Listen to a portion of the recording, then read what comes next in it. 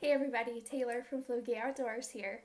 I just wanted to bring you a quick video blog, kind of tell you what I've been up to, what I have in store for 2017, maybe get your opinion on a few things. So first and foremost, what have I been up to recently? If you read my last blog, you know that shed hunting for us has been really slow this year. It's been super disappointing. We haven't been finding many antlers. Um, in my last blog, I kind of speculated as to why I thought that might be. But again, we still don't know. But 2 weekends ago, we headed over to my property in Northeast Iowa. And for those of you that have been following the page for a while, you probably would recognize me saying the name Flint. It is a deer that I have some history with, and we actually had on video just last October me shooting Flint in the antler. And the reason I named him Flint is because when I shot, he ducked my arrow and he turned his head a little bit and I struck him in the bottom of his beam, and it caused a big spark that is very visible in the footage. We never did recover him. Obviously, it was not a good shot. It did end up penetrating his neck a little bit. So we bled, but we never found him. Anyway, the remainder of the season this last year, Flint decided he wanted to haunt me. He just kept coming around just outside of range, 80 yards, but again, no opportunities. So coming into 2017, I really did not know what had become of Flint. If he got through shotgun season, if he was still around, maybe this wasn't his home turf. But we went up shed hunting and I stumbled across his antler. Needless to say, I was probably on cloud nine. I've only found one other antler that really made me feel super excited, and that was Candlestick down in southwest Iowa. And that was another deer I found one side off of that I had a missed opportunity at. So anyway, that is the antler that I actually hit that caused a spark. I don't see any marks on it that would show that it has damage, but just having that antler and that side that caused a spark, and I have the footage and the memories, really makes me excited to hunt this deer in October. So there's Flint. A couple other things. We dug up some soil, so we're going to be doing soil testing for food plots. We have 4 plots across all of our properties, and so we're going to send those into the Whitetail Institute to make sure that we have the soil exactly where it needs to be, so we have successful plots this year. As far as what do I have planned for 2017, last year, I had my spring bear hunt in Idaho.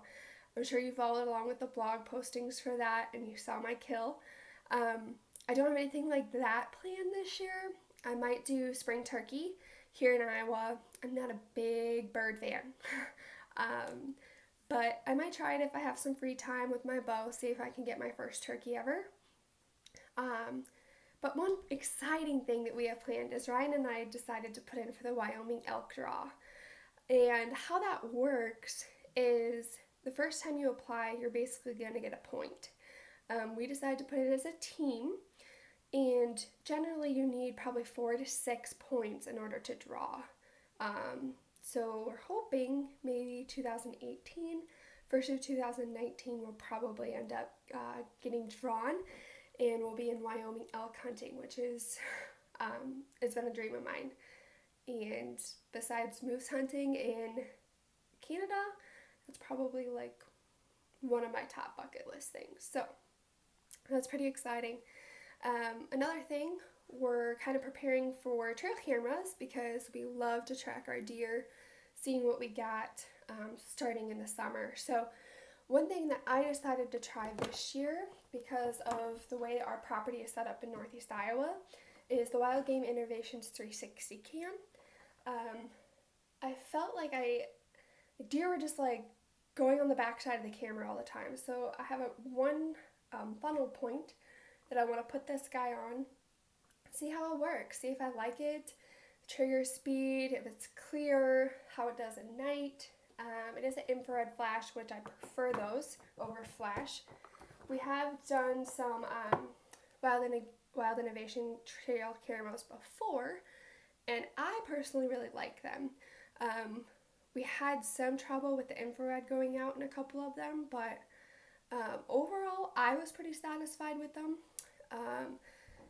I know Ryan has tried some different brand scents, but I'll keep you posted on this one, see if I like it, see how the pictures are turning out, and then if it's great, I would probably suggest that you guys buy one, but stay tuned and I'll let you know. But one thing I wanted to ask all of you is if you guys have had any experience with wireless cams. I've been doing some research. There's a lot of different companies out there that are producing the wireless, and it hooks up to obviously your wireless carrier.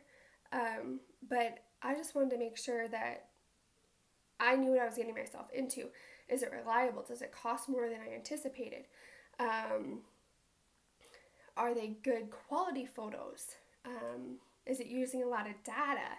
Do I have to worry about that? So if any of you guys have experience with them, I'd love to hear from you so I kind of get a good idea before I jump in. And lastly, one other thing that we are gearing up for here in 2017 is RegBri.